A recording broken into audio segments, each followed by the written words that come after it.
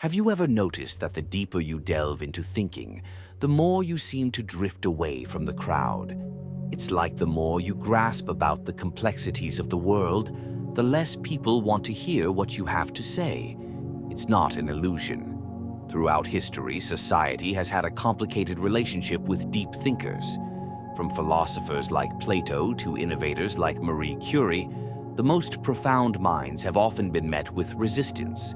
Not because they lacked insights, but because they challenged the status quo and made people uncomfortable. Let's explore why society often shuns those who think differently and the psychological dynamics at play. Imagine this scenario. When you see someone who is exceptionally fit, you might admire their discipline or aspire to achieve a similar physique. If someone is financially successful, you might be envious but not necessarily feel threatened. However, when you encounter someone who exhibits a higher level of intellectual capability, it often triggers a different reaction. This phenomenon is referred to by psychologists as the reflection effect. Deep thinkers don't just bring new ideas into the conversation, they mirror the limitations and insecurities of others. This can lead to resentment because their mere presence can make others question their own knowledge and achievements, even without a single word being said. Why does intellectual prowess provoke such a strong reaction, more so than other forms of superiority? Consider how we process someone's physical or financial status. These are external attributes that, while impressive, don't force us to confront our internal world. Intelligence is different. It cuts to the core of who we are, our beliefs, our values, and our self-perception. When someone challenges these foundational aspects, it feels like a direct threat to our identity. This resistance to intellectual insight has deep historical roots. Throughout the ages, those who have dared to question widely accepted beliefs have often been marginalized or silenced, not necessarily because they were incorrect, but because their ideas were too provocative. It's not just about being right, it's about challenging what people believe to be right. Now think about your own experiences. Have you ever brought up a complex or controversial topic in conversation only to be met with dismissive glances or a quick change of subject?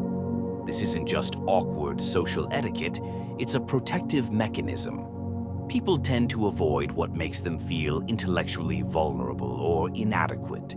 This instinctive defense can isolate thinkers who prefer depth over small talk. The irony here is profound.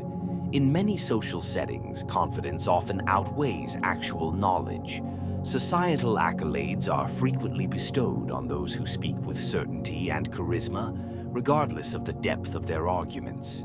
This preference for style over substance means that nuanced thinkers who often speak with careful consideration might find themselves overlooked in favor of those who offer simpler, more digestible narratives.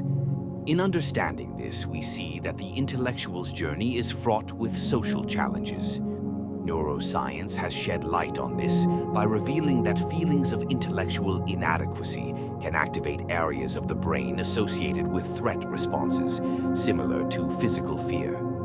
Our brains, evolved for survival within cohesive groups, interpret intellectual threats just as seriously as physical ones.